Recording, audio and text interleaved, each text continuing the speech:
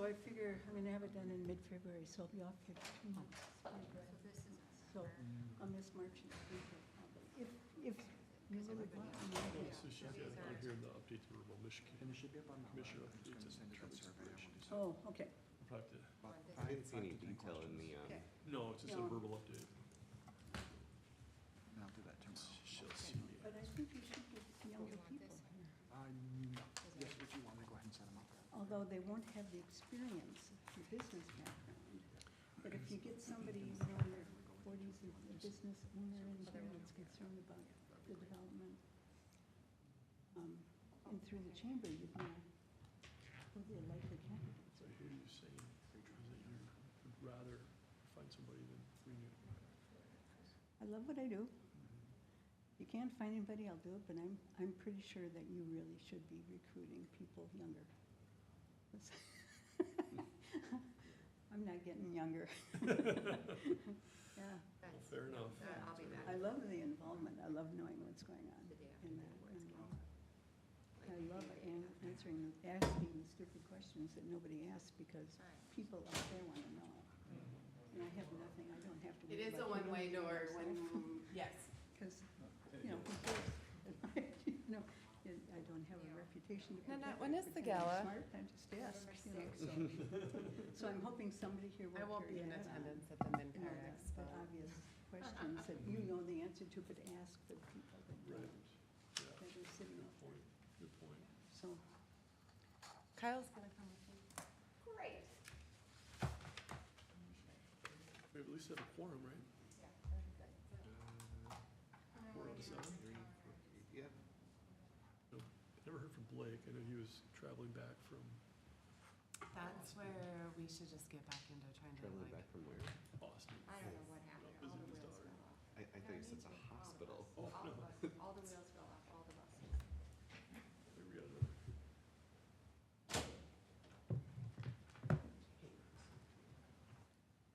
Maybe the 17th?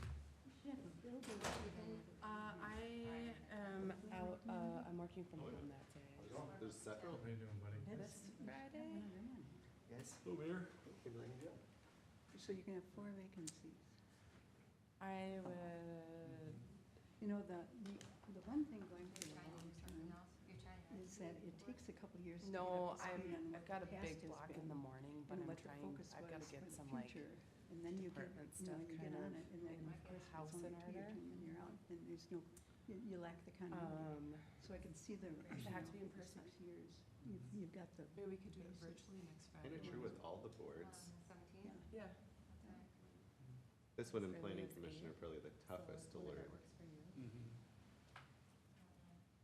Yeah, yeah, there's definitely a lot You of want me to moving send you parts. an invite? Yeah, since you're on there. Jane. Hey, how you doing? Good, how about you? Good. I don't think it Enjoy has. the warm weather still? Yeah, No, well, I I'll was gone this make it weekend. an hour My daughter lives out in Teams Boston, so we went to see her. It was beautiful out there too. College? I'll She send it out.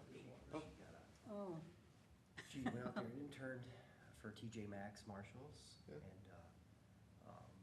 they offered her a job. She fell in love with the city last summer and that that was a no-brainer, so she went straight out there right after graduation. Yeah, she likes it. Oh, So it's a little hard though, And then sent me a that far message away today and saying, having to I say need you goodbye to this be morning here. when we left there. It's not fun. What have I been doing? just unmuting for you, so you know.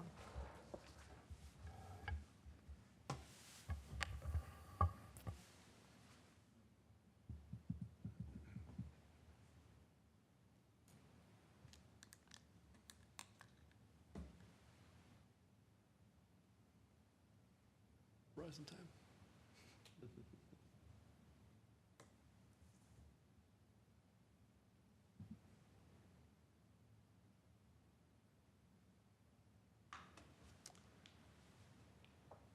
All right, we're at 5:30, so why don't we get the meeting started? Abby, you want to take a roll call? Sure. Commissioner Hoyt, Here. Commissioner Lorge, here. Commissioner Langness, Present. Commissioner Roberts. Here. President Erickson. Here. If you would, please join me in the Pledge of Allegiance. I Pledge allegiance to the flag of of the United States of America and to the republic for which it stands, one nation, under God, indivisible, with liberty and justice for all. All right, we have an agenda before us. I entertain a motion to approve it or make an amendment. I move we approve the agenda. Second. We have a motion and a second. All in favor? Aye. Aye. Opposed? And we have an agenda. Open forum is next on the agenda. I don't see anybody here to speak to that, so we'll move right past that to the consent agenda, which was the minutes from our regular meeting on August 4th. Anybody want to make a motion to approve the consent agenda? I'll make a motion to approve. Motion, is there a second? Second. We have a motion and a second. All those in favor, signal by saying aye. Aye. Opposed? All right, so we're, I abstain, I wasn't here. oh, very good. So One abstination. All right, regular agenda items. We got the work plan update. Abby. Thank you, President Erickson. Forgive me, folks, with those council members that are on the body, I kind of forget your names a little bit. So, at the EDA's August meeting, the EDA reviewed the EDA's current work plan in preparation of a work plan update. During the meeting and afterwards, before and afterwards, EDA members provided staff with numerous items as potential work plan update items, and I'll include that on the board for reference. On your podium, up on the screens for reference. I tried to lump items into categories to try to kind of help keep our items kind of condensed into what we're working on or what we'd like to work on. The categories kind of falling into policy, business assistance, beautification, area planning, housing, land sales and development, community marketing, and advocacy. And each in those categories, you can see there's numerous potential projects in each of those categories. All of them very worthy projects for the city, the EDA, to be working on in the coming future. It's just a lot. And I think one of the things that has kind of come up for staff in helping guide the work plan conversations, the EDA may not be aware, as of your last meeting, it hadn't been set, but the council has set a strategic planning session for later this month. October 25th, the council will be meeting with city staff, department heads, to start the process of developing a city council strategic plan. This would be the first, Mayor Roberts might be able to tell me, I think it's the first since maybe 2019? Probably, I don't recall any. Yeah, I think that the existing strategic plan is well past due. And so one of the things that staff wanted to at least talk with the EDA about is kind of holding off on maybe creating too much of a work plan for the EDA until the council has had that strategic planning session to see if the council's strategic plan can feed into kind of direct the EDA's work plan some. Ideally, the EDA working on those things that the council has kind of identified as strategic priorities. I did note in here there is a number of items of our existing work plan that we still have to work on. Business subsidy, EDA policy review. We had started that some time ago. It's been paused and it just needs to come back before you. We have worked through the forgivable loan program. That's going, just a quick update tonight, that's going to go to the council next week. Or excuse me, your forgivable loan program has actually been approved and implemented. The housing LAHA funds, that's going to be going to the council next week. The Southwest Area Study, we do have the grant application out. That study development is underway. I do believe we should have something for you for your consideration at the next meeting. We did look at the downtown shoreline study, some options with the downtown boat launch, and discussions with advancing your boat club's existing agreement with the city. No expansion options right now. Two areas where the areas where I'd say we still have some work in our existing work plan is that policy review, which we definitely need to be focusing on in the next few months. Headwaters 123, and then that downtown priorities, which is a really big bucket of what do we want to do in that downtown plan. So what staff's recommendation is that the EDA hold on our current work plan, extending it into 2026, but do not do any updates until we have that kind of strategic direction from the council's strategic planning session. Now, that being said, the EDA doesn't have to take any action tonight. This is still our work plan, and it would just kind of, my work would continue to kind of help guide you guys on those things that we still haven't accomplished. But certainly, bringing back before you exactly what we said we were going to talk about is all the things the EDA does want to work on and how that works into an EDA updated work plan. All right, thank you, Abby. Questions from the commission?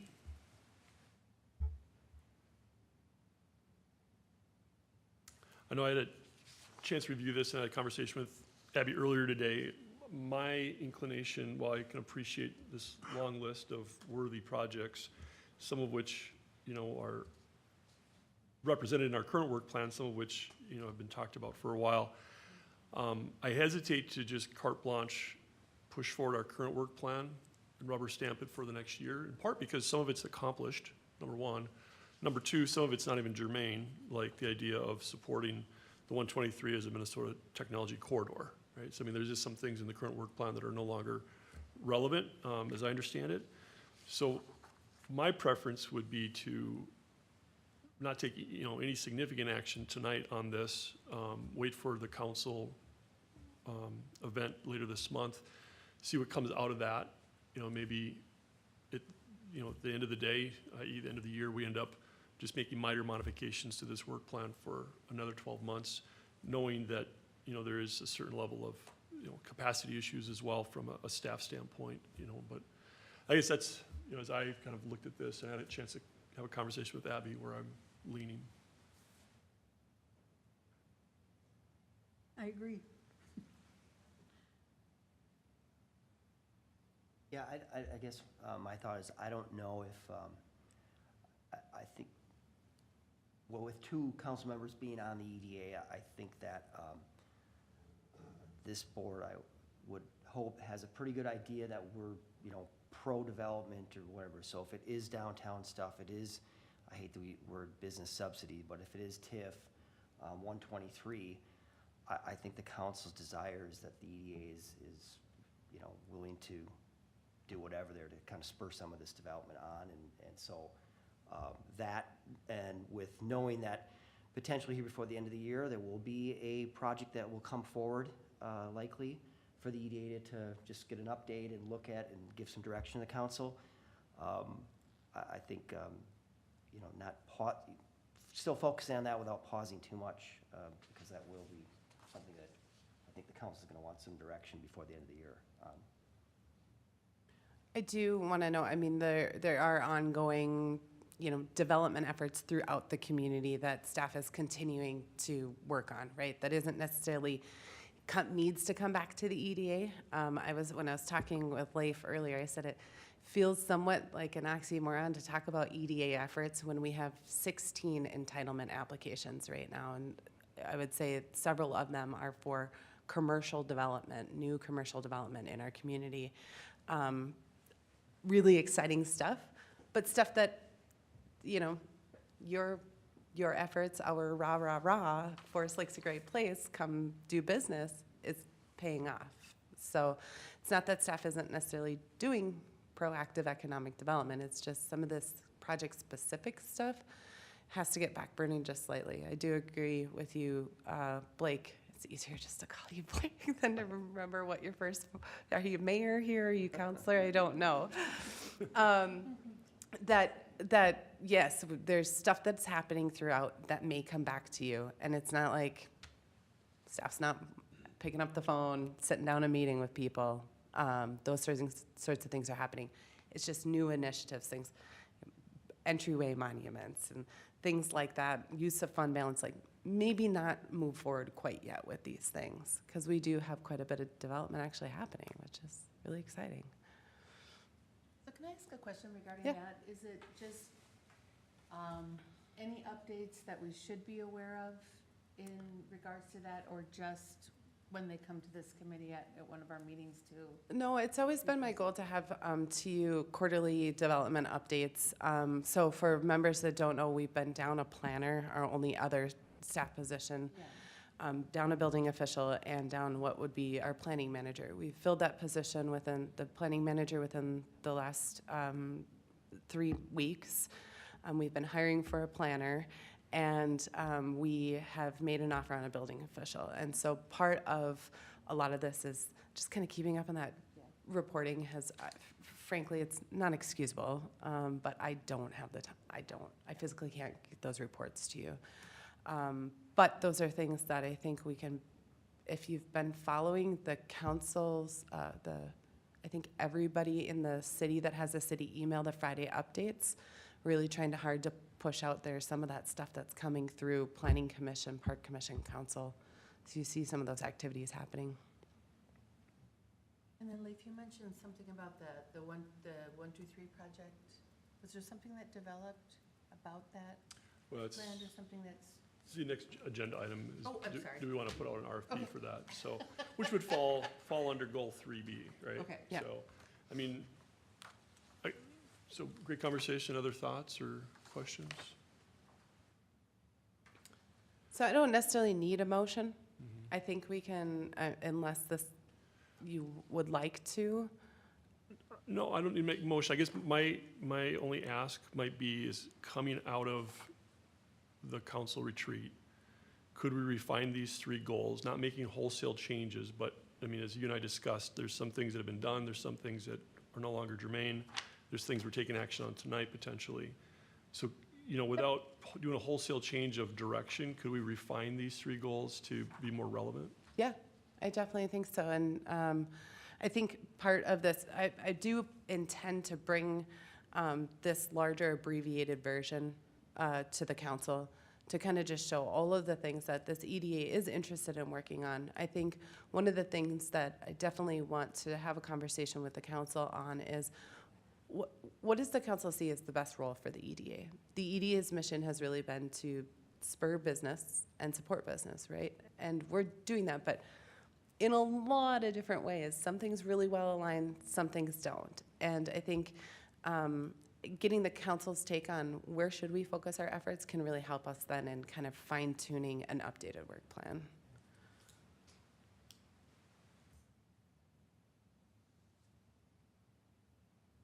If I could just add, Yep. any, as far as my time, I was 15 years on the EDA, and it was a little bit frustrating where people in the community would come to me and say, hey, what's going on here? I heard this, and I hadn't heard anything about it. And so, as much as we can give it, updates that you can, that's Yeah. maybe not gonna, compromise a deal or something like that, the better, because it just puts everyone here in a better position.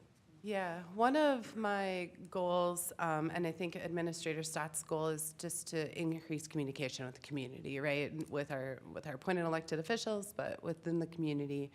One of the goals that I have for my department in 26 is to get our development applications on our website, right? So just what is ongoing development happening? Where are we at in the processes and procedures? Unless you get a notification in the mail, there's no one centralized place, and we're going to continue to develop, I think, fairly rapidly, fairly consistently, from now until we're developed out. And so I think having those on our website as just one more way to help point people to a single spot is really going to be helpful. So that is a goal of mine, to work with my team to get that done this year, so. All Awesome. right. If you don't need anything else from us, then let's I don't, no. go to Headwaters 123. All right. Give me just a second to get where I need to go here. So in April this year, the EDA and the council held a joint meeting regarding Headwaters 123. And at the time, you were advised we were in negotiations with the sale for a potential purchaser who would have used it for a data center. At the time, the EDA and the council held a closed session. We talked about negotiation strategies for the sale of Headwaters 123. And the council did direct staff that if that potential purchaser went away, we needed to probably do something different to really start spurring some development. The potential purchaser has chosen not to move forward with entering into agreement with the city. So that's our time to reevaluate what we want to do with Headwaters 123. Staff is bringing forward this for your direction as to whether or not we want to move forward with a development of a request for proposals, a timeline of that nature, to kind of see if there's partners out there in the development community that want to partner on the development of Headwaters 123. As a reminder, the city has had this held with a broker for quite a number of years. I've been here 3.5. We had it listed with CBNRE. In conversations with other people in the economic development field, we feel like finding another broker might just garner the same results. Kind of they'll wait for somebody to come to us, whereas an RFP gives the opportunity for us to go to the development community and say, hey, is anyone interested at this time in this property? So the process generally follows that we would draft an RFP, publicly release it. During a submission period, there's opportunities for questions and answers, site visits. We receive proposals, we review proposals, we interview potential developers, and then we can make a selection, and that selection then it goes into negotiations. Sometimes what some people will do in an RFP process is they will actually have a sample purchase agreement built right into there, so developers are aware some of the stipulations that we might have, such as us having what are called clawback provisions if they don't develop it in the way we want or don't develop it in a certain time frame. So that process is likely to take 6 months or more, just depending on the timing of developing an RFP and getting that released and giving enough time to the development community to give responses. But staff is bringing this up for a few things. If, one, are we ready? Do we want to do this, take this next step? And if so, do we want to hire a third party to help us draft an RFP, manage that hiring process? That does free up some of staff's time to be able to work on some of the other community priorities or EDA priorities. Knowing that this should be a cooperative effort between the city council, the EDA, other appointed bodies who might want to serve on an RFP committee. I wouldn't imagine, the full RFP would come back to the EDA for your release, but then once we start getting in proposals, who would want to sit on an interview panel, help review those processes. And then, in the April workshop, you identified certain priorities for the Headwaters 123. Listed in order was to increase the tax base, create opportunities for business development, preserve neighborhood character, create jobs, and provide a cash injection. And so, aside from those things, are there any specific things the EDA would want that RFP to focus on? We did talk about multi-use development being kind of that business park, a small amount of retail, maybe some opportunity for residential in one area. So tonight for your discussion, and this one I am hoping that the EDA, if you're ready to make a motion to direct staff to do something here, and that might be we're not ready right now, and that's fine, but just bringing this back as you and the council had asked. Thank you, Abby. All right, who wants to start? I got a question. Yeah. So if we hired a person to help handle this, would the wages come out of the EDA funds then? It would, depending on the structure, it could potentially be that they, yes, it would end up probably being, it probably would be at an EDA. We could talk with the council about whether or not that's a cost share. The property is owned by the city. The EDA has been kind of the marketing and negotiation arm. And usually the council will transfer the land to the EDA before the sale. So it could be that the council would be willing to consider utilizing some general fund levy dollars. I'll be honest, I haven't gone out to the usually a broker would still help with that RFP process. I haven't asked anybody what that would cost. I can try to figure that out before your next meeting, and we could see what those costs could be. But yes, I think those would be EDA. And is the Dollars. contract up with CB right now? Yep. They do have, CBRE does have an education institutional wing that does do just exactly this. Not only will they help you draft the RFP, but they put it out in the development community. That would be probably one firm I would look to, is just ask them of how they could help us with this process if we wanted to have this managed by a third party. Obviously, staff is helping manage it, but a lot of the legwork that consultant could help with.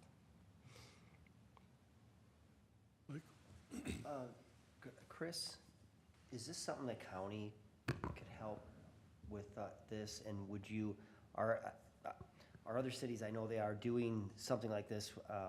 Myself and President Erickson met with the mayor and administrator of Cottage Grove. They did something similar on a piece of property that, I think it was a combination, they had part of it, and then there was a developer that owned it and did this. But is this, what is your recommendation or thoughts on going this route? And what could the county do to help us? President Erickson, members, good afternoon. Yeah, absolutely, the CDA would be willing to help you partner to put together the RFP. And there are, you mentioned Cottage Grove, there are other examples out there.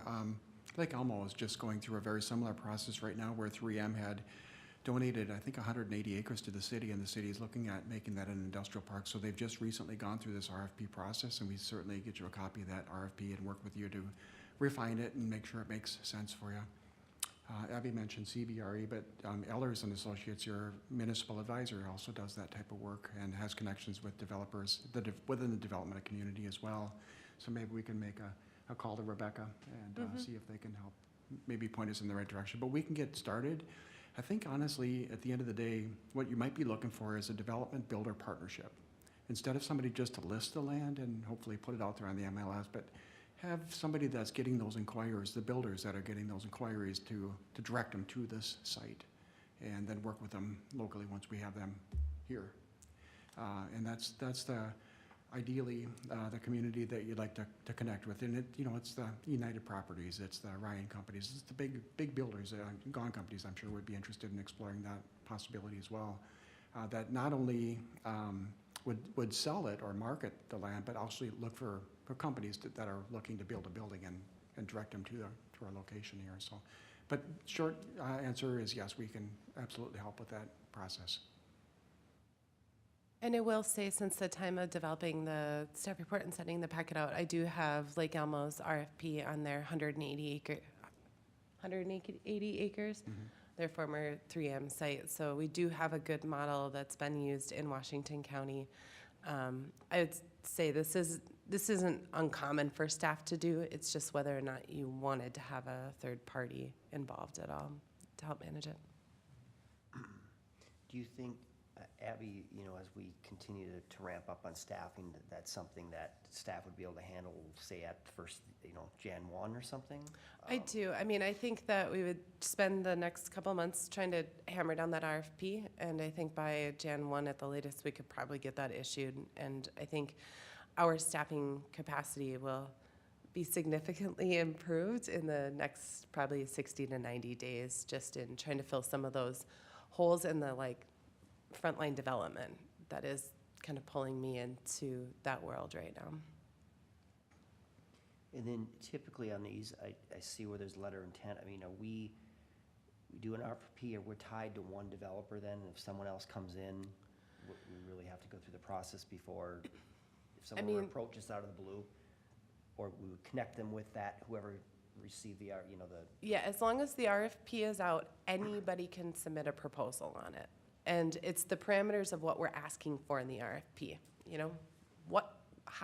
What can you offer to make this the best partnership for you and us, right? That's ultimately, what are the roles of the developer and the roles of the city? What's gonna be the costs or the revenue share out of land sales? Those sorts of things are all outlined in their proposal. As long as that proposal window is open, anybody can submit on it. But after the proposal window closes, we really shouldn't be entertaining any offers or anything until we've gone through an entire RFP process. It could be through the RFP process we find nobody wants to develop it right now. We could just be too far out still. I don't think that's the case. I really don't. But we won't know until we kind of go out, I think, proactively to the development community. If it comes down to we select somebody and we enter into legal agreements, then no, we would have to direct future businesses, other developers, builders to that party. Whoever we accepted, Yeah. whoever, yeah, we. Two comments, one on, when you said we may be too far out. Brainerd EDA I know. has radio ads that are quite effective. When I first heard it, I thought, man, if I had a business, I'd entertain going to Brainerd and get out of town here. Yeah. And they have shovel-ready sites, and it's all right there in like a 15-second ad on the radio. Yeah. Yeah, I don't Pretty think, far out. I We're don't think closer. that we are that far out. I don't, I mean, I think, I don't. I think that there's a difference between us and Brainerd. Brainerd is out. That's a whole different, like, quality of life, a different lifestyle, right? I think that we are going to, what did I say earlier? We're gonna grow gangbusters pretty consistently from now until us being developed out. I don't think that we're too far out. Then one other comment. I assume you're going to look at the costs of between hiring a staff to do this or going with an experienced, one of, that Chris mentioned that does that for a living and doesn't need any training. that Yes. isn't wasting time trying to figure things out. They've No. got it down pat 'cause that's what they do. Yeah, I think, before our next meeting, we could probably give a couple very experienced people a call and say, what would you charge this for? Come back to you and say, do we want to hire a third party? Or I'm very confident that staff with, Chris's support, I can do this. We can do this without someone. It just, we do need to recognize that that will take my time. And so that does put some limitations on, I don't know, entryway monuments or whatever other thing we might want to work on, right?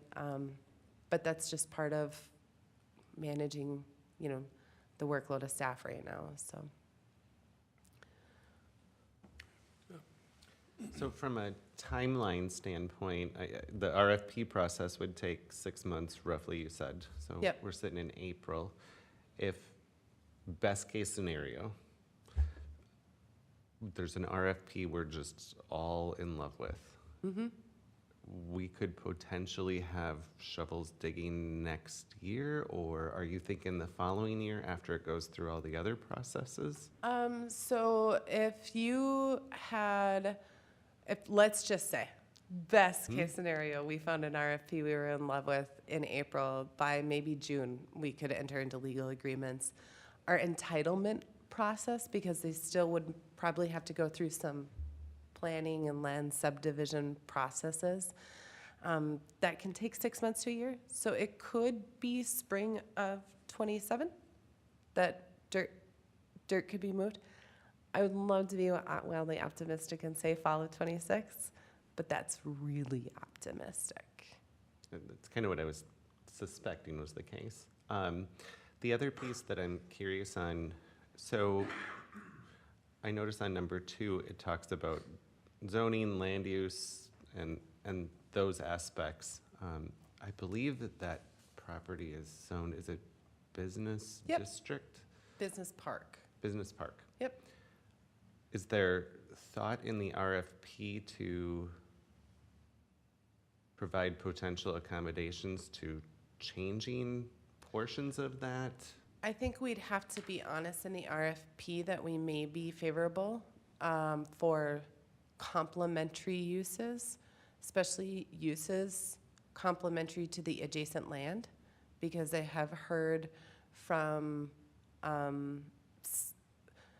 the city council and even the planning commission about that kind of southwest corner where we've got borders right up against residential, and whether or not we need to change that kind of land use to feather the land uses in a little bit better.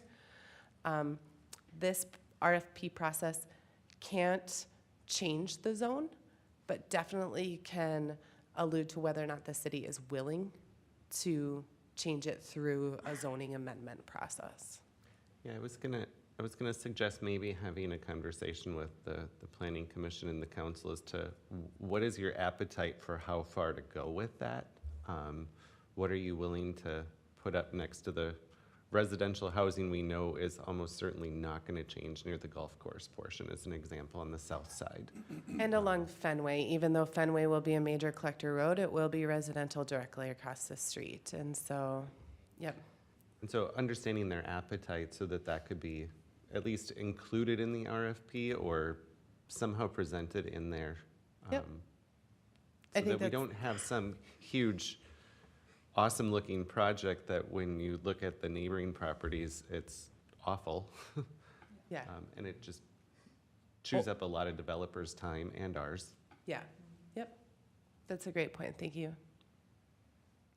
I had a question. I mean, in the past, we've kind of talked about what is the latest in terms of research or trends going on. I was glancing at some headlines last weekend. I can't remember if it was in Business Insider or Forbes, but they were talking about kind of a growth with data centers, the need for data centers because of AI and a lot of that growth. And so I thought, oh, kind of like piqued my interest. But it was a subscription type article, and I couldn't get to the whole thing. So anyway, I just thought, is that something that you're hearing? Because I'm hearing, which would be better for us, selling this to a developer like Agon or Orion Companies and the like, right? Is it easier for us to sell it to, I'm just making sure I'm understanding this correctly, an organization like that, or to go direct to an organization that's wanting to build there and work with their developer or a developer, like Digital Health Company or someone that's very AI driven. A lot of digital health is in that realm right now, very hot. So is that sort of the two lanes we're considering, or? Go ahead. So it's kind of a loaded question, but, and truthfully, it's a little frustrating right now because we're hearing from our partners that provide electricity that they can't get us what we need to do an AI data center, for example. Originally, when we first started talking about the technology corridor, which was about 7 years ago, no problem, we can get you 200 megawatts easily. That's right. And just recently, we found out that that turned into 2.5 megawatts, and then even more recently, 1.5 megawatts, which is about the size of a Costco and a half. And not only on the Headwaters site, but in this corridor. So we're kind of bumping up against some capacity issues in terms of how much power is available. And I don't mean to say that to development community too hard, because I think there's some flexibility. I think the goalposts are moving a little bit. And we just found out recently that they're working on some studies to get additional substations and additional transmission mains into this area, and then they can distribute it to the individual sites. So, but that's kind of it's a moving target right now. Is there a need for data centers? Absolutely. AI isn't going to go away, and we think that this is a great site for a data center. It's a perfect use of those locations, but we've got to have the partnerships in place with the power company to make sure that they can provide electricity. So that's what we're hitting in terms of a little bit of a speed bump right now. I think we can get there, but it's going to take some time and a little bit of work. Sorry, I forgot about that. Good question. Major It- snafu. It is a good question. Just to continue on what Chris has said is that I don't think, between now and the end of our RFP process, any party could probably come forward and we could entertain offers. There are some development limitations now. And those are the things that I think that in finding a development partner that is aware of them, but can also help plan out the development of the site so that the site can develop as the infrastructure is built, is going to maybe be more beneficial and maybe get us something there sooner, Right. and then built it as we get that infrastructure there. So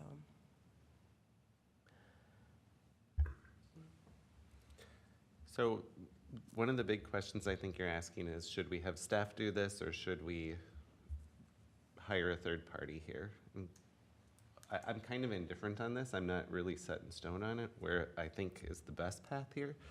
But what I think might be really good information to have to make that decision is understanding what's going to come back from that council meeting that's going to happen, where we know what their priorities are and we can really see what your timeline is for the next year.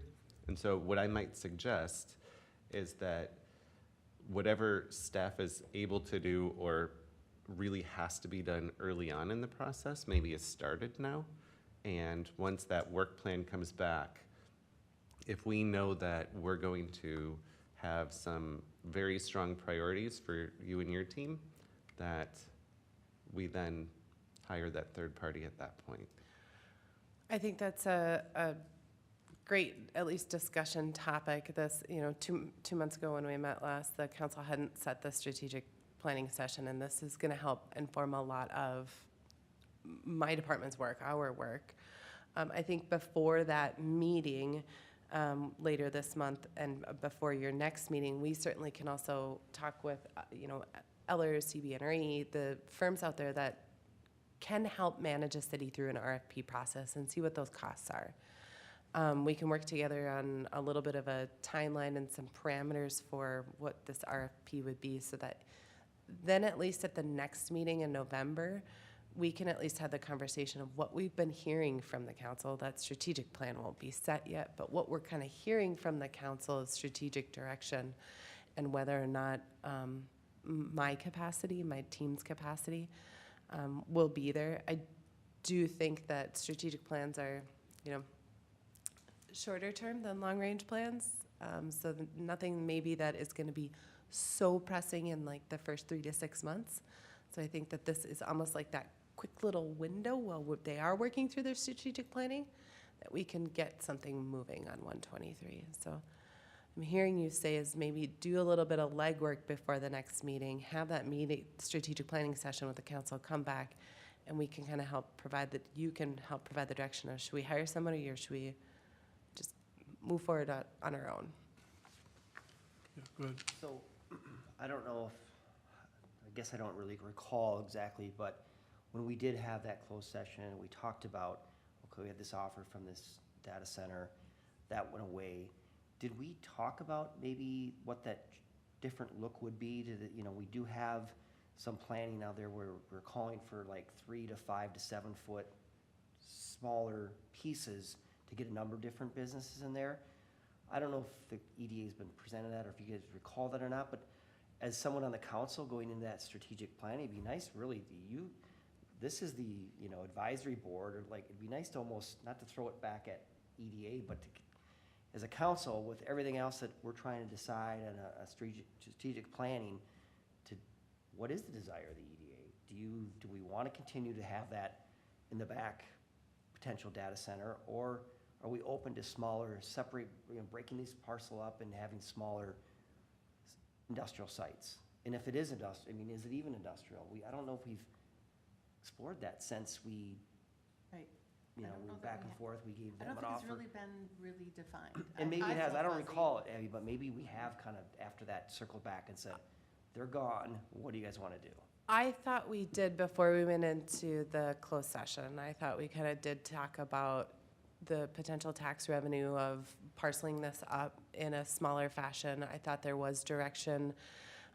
You saw some development plans similar. I think one was out of Woodbury that showed some medical, some retail, some supporting uses. Yeah, now it comes to me, so if that's, is So that it still the? would have been my intent with an RFP to say we're looking for a multi-use, some light retail that is along the parkway to support the neighborhood, but generally business park lots on the interior for job creation. Maybe that residential along the side. I would use our existing site plans that were developed, those concept plans, not only the one that was developed by the EDA just a few years ago, but one that was developed, I want to say, in maybe like 2015, 16, a small area plan. Say, here's some concept plans, but generally with the RFP proposal, we would probably be looking from them for a high-level concept plan as part of their application submission. Is that still the desire of this board, do you think, is to Well, go I- that direction? Yeah, and I think part two here is to, do we want to do a collaborative effort with other members from other commissions and to really guide that RFP creation? So I guess I'm curious, is there anybody, that wants to definitely potentially be considered for that? Don't all jump at once. I think it would be good to have non-council members on there just to get more perspective on it, if that's what the, I feel like it's good to have that vision, and then also, because it's kind of in the same area, I don't know where the school district / potential collaboration, I know that's a separate plot of land, I don't know what happened to that. I don't know that there's been in the most recent past, we have not heard from the school district that they would want to continue to partner to find land I think down of there. like an overall vision, and that was something that we talked about at that closed session, or our discussion during that evening, was part of the reason to say no to that, whoever it was that had an offer on the table, was that we want to have a vision with the look and feel, and that it makes sense, and we have a cohesive look and feel throughout our community. I mean, I would just like to have, sort of like Blake was saying, Mayor Roberts, sorry, having a vision or a layout, even if it's that Woodbury example, so if people came and asked, what are we doing over there? Or just having some of those things that we can refer to and say, this is sort of the game plan now and what we're thinking. And maybe it's just having those documents available, or referring back to them if they're in our packet from that week. I don't know that they were. well, I just, basically wanted to make sure that everyone thinks they're a small area, like 3 to 5 or 7, and cut it up in, well, whatever the desire is or whatever this RFP comes back as, but we've kind of gone a little bit here now, talked still a little data center, we're talking some residential, so just maybe, like a clear idea of what maybe we want, or as clear as possible, so that when we go into this strategic plan on the 25th, the council hears from the EDA where their vision is, where they think it should go. Maybe I'm putting that in a bad, it's coming up pretty quick, but it'd be nice to hear that, and, strongly or not, or. Sure, and forgive me, I thought during our work session we did, and I know that was kind of tricky because we talked about the goal for Headwaters 123. We talked about, do we want to see this, do we want to see that, and then we went into a closed session, right? And I had really thought that the direction was, if the data center goes away, that we would be looking at some sort of multi-use. We'd be taking those old concept plans, taking the Headwaters Village neighborhood across the street, kind of throwing those together and kind of saying, development community, show us what you can give us to finish off this parkway. If we want to be doing some roundtable, some design stuff beforehand, we certainly can. You're right, that probably, it's a lot of meetings, Abby, so. It is a lot of meetings. I don't know how I remember, and sometimes I second guess myself if I Yeah, no, actually I am think- remembering it correctly. Yeah, I think you are. I remember that we did look at proposed lots, breaking it up. Yep. And keeping in mind that there was a major sewer line or whatever Yep. going through. And so it was divided up after that. We talked about not having trucks coming Yep. by Headwaters. Yep, So I thought we okay. kind of refined what we were looking for. I thought so as well. We probably didn't document it. That's okay. So, Abby, yeah, I do remember, I was not at that session, but when we did the SWOT analysis with Chris, that's when because in my time here, it was always the big lots, right?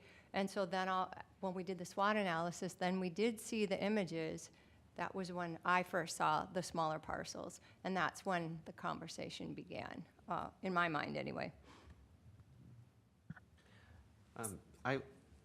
I'm okay with smaller lots and changes in zoning and even some residential use perhaps on the property. What I will say is I would give great preference on any RFP that comes back that has strong business use and strong tax value coming out of that. And I think some of us can go really far back to when, like, this land effectively originated from what was Forest Lake Township land that they had bought from the airport property, and that shifted through a lot of pieces. And so the long-term plan, even the vision, I mean, this goes back like more than 20 years ago, was that this would be property that could support the community both via jobs as well as a tax base. And as soon as, and I know the public always gets excited when residential comes in because they think that's going to bring tax base, and it's completely opposite and untrue. Residential pulls in, we'll say, it's a 1 to, I think, 125 ratio, whereas a business is about 25 to 1, so, or 0.25 to 1. So the dollar, and there's certainly some exceptions, you know, your bars and stuff like that that use our police services, but we should really give great preference to any sort of type of business. And I'm not saying put a heavy industrial, you know, asphalt plant down there next to residential, but any sort of business use that we can get in here would be greatly ideal. And I would even say, I'm willing to wait a few more years. I've been sitting around these meetings for a couple decades. I can wait a little bit longer until that right time comes for the right project. Yeah. There's not a whole lot of 100+ acre properties in Forest Lake that could theoretically be developed. No, I will say, if we wanted to sell it for residential, I could have sold it yesterday, hands down. And I think now the question that I'm just bringing to you is now the time to go ask the development community if anybody wants to give us a proposal. Just because we go through that process doesn't mean we'd have to select any of them. And certainly the RFP would emphasize our priorities, and we don't have to select something that doesn't meet our goals. I think we learned that going through this last negotiation process too, is if we're gonna sell to one user and it's going to be one big box, well, we want a big bag of money. Right? Because But it's one big risk. because it's one big risk. But this is, you know, a lot, when we start to really think in economic development terms of the long-term impacts, those future jobs, those future tax base. And it takes some planning and it'll take some time developing it out. So overall, I'm hearing a few things. That generally speaking, we might be ready to move forward with an RFP. Generally speaking, you might want to see a little bit more detail of what would be in that RFP and what the cost would be if somebody assisted us with it before I think you guys are ready to say, yeah, go ahead and really put a lot of time and effort. So I think between now and your November meeting, I can, one, chat with the council. This is a blip in the strategic plan, right? This is a overarching, we're gonna look at land development and land sales, right? Because that's a big priority, I think, type of thing. And then what are the little things that we do underneath it? I know Headwaters was 23 is not a little thing, but have that brief conversation with the council, see if this is still a strategic, you know, they want us to keep moving on this. And then at our next meeting, I'll kind of give you some visuals that we'd include, some cost estimates if we were gonna hire somebody else, and really see if you guys are wanting us to start moving forward with something. Does that seem like, I see a lot of heads nodding? I think so. Okay. Did we build in the budget to hire a consultant for this project? We have it built into the 26 budget to do a project without necessarily having decided what that project is. We had the Southwest area study that some of the funds might creep into 26, but I imagine it would be done in, my vision is we'll be done with that project in 25 and just be using $25. But we did not necessarily dedicate like a project to use our kind of consulting dollars for. So there could be some funding available. I don't know if this is one of the things that pre-development finance fund would help cover, but pre-development finance fund with the county could also help us cover some of those consulting fees for the RFP process. Sounds good. Well, great discussion. Do you need anything more from us in terms of a specific motion or anything? I don't. In fact, I put both of these on the regular agenda for action, but really they were kind of discussion direction more than anything, so. Okay. Your item on here regarding a committee formation, We don't need one right yet. we can, that was my question. We can wait until, I think we can wait, because I think the idea of the committee really would be, once the RFP goes out, and if we're gonna do interviews and selection of things, that's when we would really want some bodies from council, EDA, planning commission to be involved, so. Would you want bodies involved in the front end just to give people's, I think I'm just gonna bring it back to this body as a whole, okay. because this would be your RFP process, whether or not you're gonna fund it or not. I Okay. think this would end up being managed by the EDA. This is really an EDA function. We're going out, we're finding development partners to develop and potentially sell city land. Okay, perfect. Thank you. All right, next item is discussion, and no, you just did that, so we'll go to updates. Abby? I wanted to provide you all with an update. Earlier this year, a few years ago, the city elected to help support Midco in their border-to-border grant application. The border-to-border grant application was intended to help provide a large portion of Forest Lake with Midco's broadband services that were either underserviced or had no service in the community for broadband service. This is something we learned during the pandemic, that there was a large portion of the community that was just underserved in internet capacity. Their project has been completed. The council has given them the commitment of the $50,000, but I wanted to at least just make the EDA aware that the project was completed, and there's now a significant portion of the city that is serviced by Midco's broadband service. If I remember right, and I'd have to just go back through my notes, it was something like 250 properties that became eligible, and I think there's maybe about 10 or 12 of them that were businesses as well. And so, not necessarily advocating for any specific business, but showing that Midco's been making investments in the community to help improve quality of life throughout the areas that were underserved. So this isn't just a brief update. Do you have any questions? No? Thank you.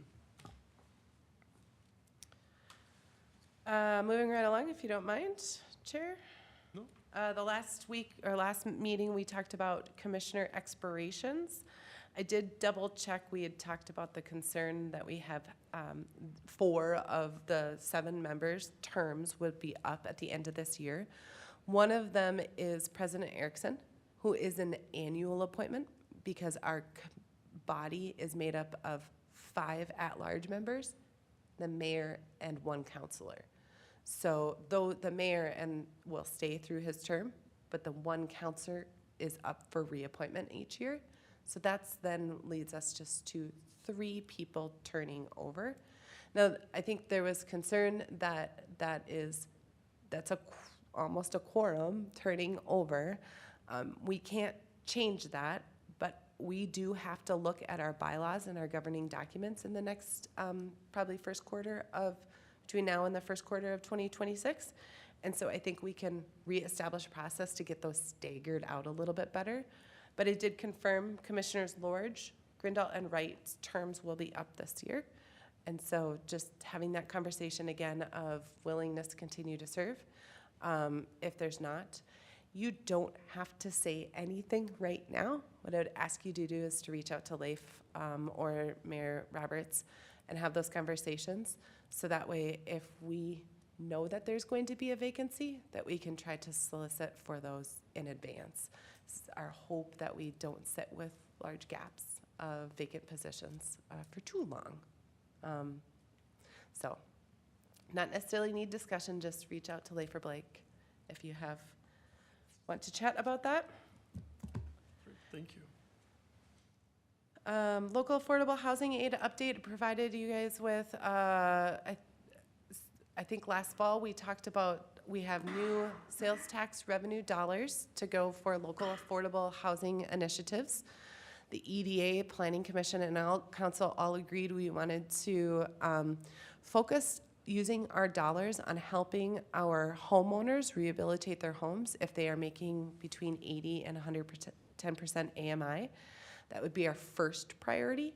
Second priority is to rehab rental properties in that same income threshold. So we have found a partner. Washington County CDA has existing programs and has created a new program to help homeowners, renters, with exactly what we're looking for. And they are willing to administer our LAHA dollars at no cost to the city. And so for council's consideration next week is entering into an agreement with the CDA for the use of those dollars, which means that we'll start marketing out the use of those low interest loans. I think when I say low interest, I want to say they might be even no interest loans. Chris, may you know, may you not? Don't. That's okay. I'll bring it back. Just trying to put the word out there as much as possible because we do have we've got a healthy LAHA reserve of, I think, over $200,000 to start distributing within the community. So that's a pretty good amount when you think of helping hit homeowners, I don't want to say hit homeowners, support homeowners in their rehabilitation and upgrade efforts. Awesome. Thank you. Not on the agenda, was supposed to be boards and commissioners picnic is this Thursday. I don't know what we call it, but if just by a show of hands, who might be there, so we might get a head count. Great. It's at 4 o'clock at Lakeside Memorial Park. 4 to 7, I think it is. 4 to 6? 4 to 6, I think. 4 to 6. It's dark by 7. It is dark by 7. Look at that. It's 6:30. So I see the two counselors. You gonna show up, Chris? Maybe. I'm not available. Okay. So we've Sorry, what time did you say it starts? 4 o'clock ends at 6 this Thursday Oh. at Lakeside. 4 to 6. So I see 3.5, maybe. Okay. All right, thanks, Abby. Yep. Anything else? No, I don't. Thank you. All right, wonderful.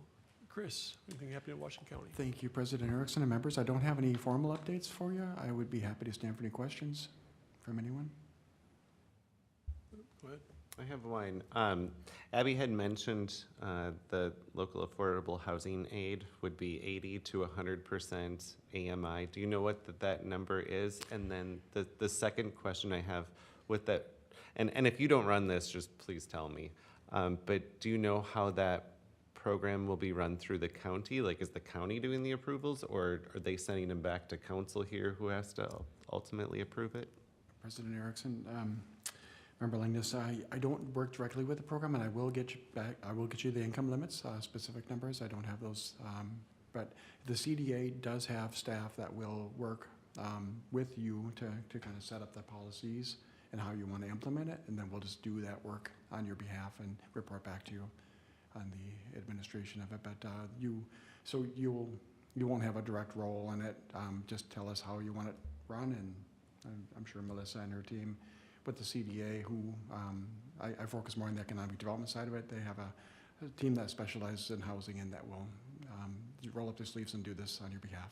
So hopefully that answers your question. It does, thank Okay, you. thank you. I can at least comment. The county CDA's staff will answer questions about the program. They will administer the application process, the loan approval process. They will not approve any loans without staff saying okay. We've written out the agreement that our priority level is to try to inject as much as we can to a wide variety as possible in that home ownership category.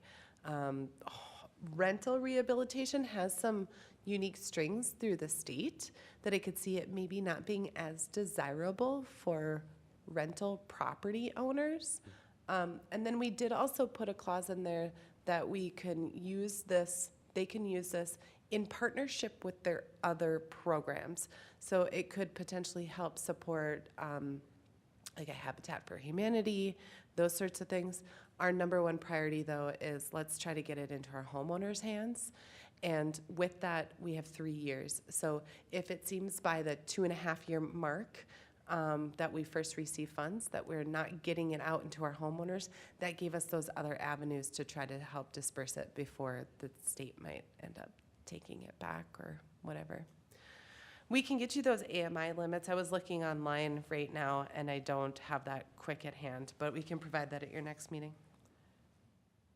Or via Or email. once it's set up, along Yes. with a link so we can share it to folks in the community and help promote that. We may as well, I mean, Yeah. I think it's really dumb the state did it, but we may as well use it since they're giving it to every community in the state, It's not every community. or many.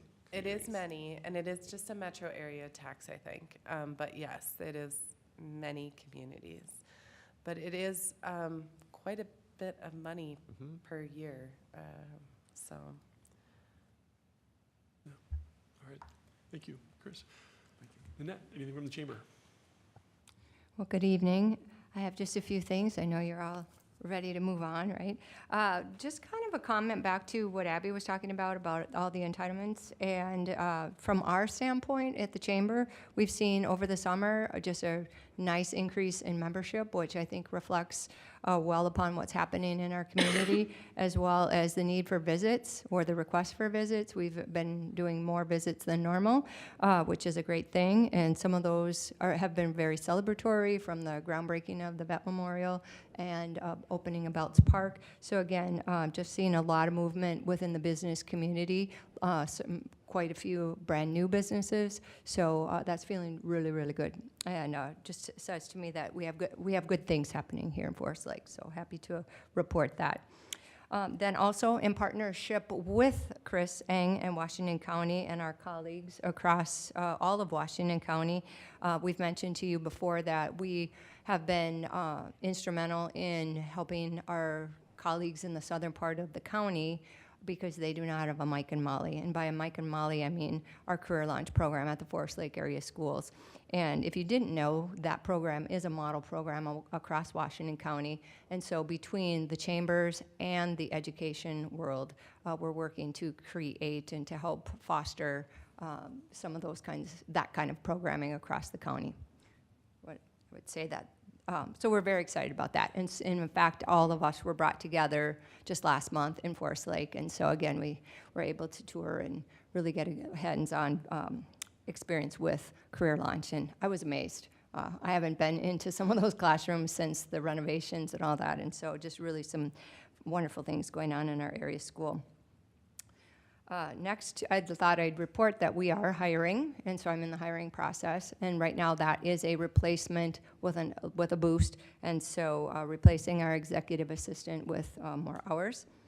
And then we're moving right on into our annual gala, which gives us the opportunity to celebrate with our community, our member in our community. And so, in case you're wondering, it's November 6th, and so working diligently on that. And all at the same time, working with staff here at the city to get ready for Hometown Holiday, which will be here in no time. Christmas, celebrating December 6th. So, any questions? Yes? What are the reasons the new businesses are giving for moving to Forest Lake? They're the ones that, well, I can think of one, right? One is somebody that's related, and so was brought here by her family and relocated here. That's the one that's strong in my mind. Some of the others, we just did the grand opening for KL Engineering, and they have 5 firms in 5 locations in Wisconsin, and they chose Forest Lake. They just chose us. They did their research. They thought they liked the area. They liked really, it was just really about the community and some of the projects that we have going on. And I had to say, too, I was very impressed. We visited them right before the Belts Park grand opening, and they came down and were able to meet our administrator and Abby. And so really, really engaged and excited to be here and to work within the community. And what, did Aztec give a reason why they built, why they put up a new building here in Forest Lake? Sure, they did. They had been located in the Edina area, and this is a family business.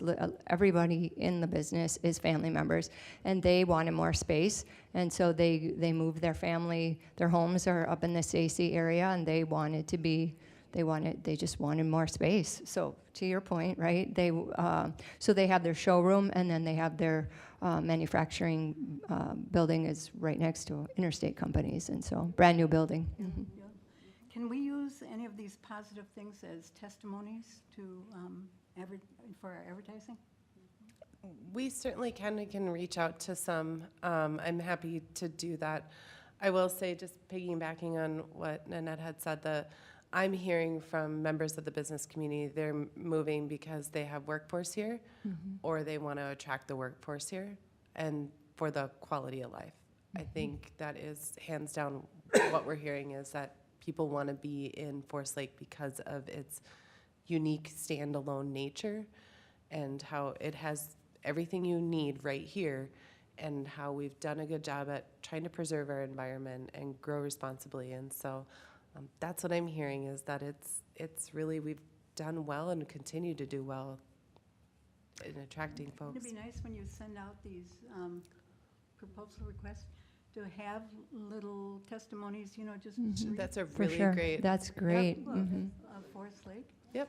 I believe it was KL, I'll circle back with them, but the other thing too that they said, and I hear this repeatedly since I've been in Forest Lake, which is a long time now, but that we're still, even though we're a larger city, we still have the care and the feel of a small town, a smaller community. And that was one of the driving factors for, it was actually the gentleman, Mike, that he was the one that chose the location, and he just really liked that community feel that we've sustained here, so. Good to hear. Can I just add one thing to that whole subject to that? When Chase did their grand opening, Chase Bank, I think they have 40 locations throughout the Twin Cities 48. now. How many? 48 across and- the country. And that general manager or the regional manager just said that they'd never seen such a turnout for a grand opening of community members and business owners. And so that says a lot when you have someone who's been in 48 communities. So that was a real proud moment and a testament to the chamber and the members. I keep hearing more and more, statements like that, so it's being noticed, Yeah. so it's a good motivation to just keep up. And this was the gentleman that actually goes around. We were the 48th location, and he's the one that goes and opens all the locations, and he was quite impressed. I was even thinking of it for Arts in the Park this year, the one guy who had never been to Minnesota before, and he was like, "This is so incredible, look at the lake, this is so great." Just right in the middle of town there.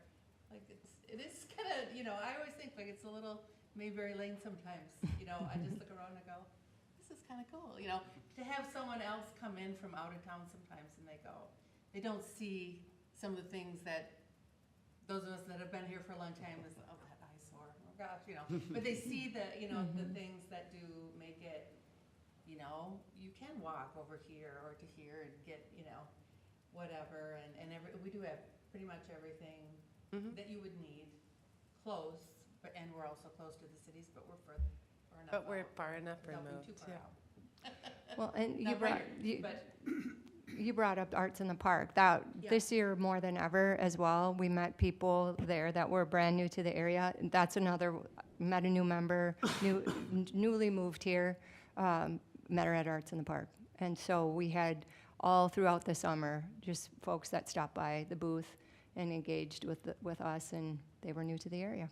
Either they had just moved here or they moved their business here, much more so than in the past.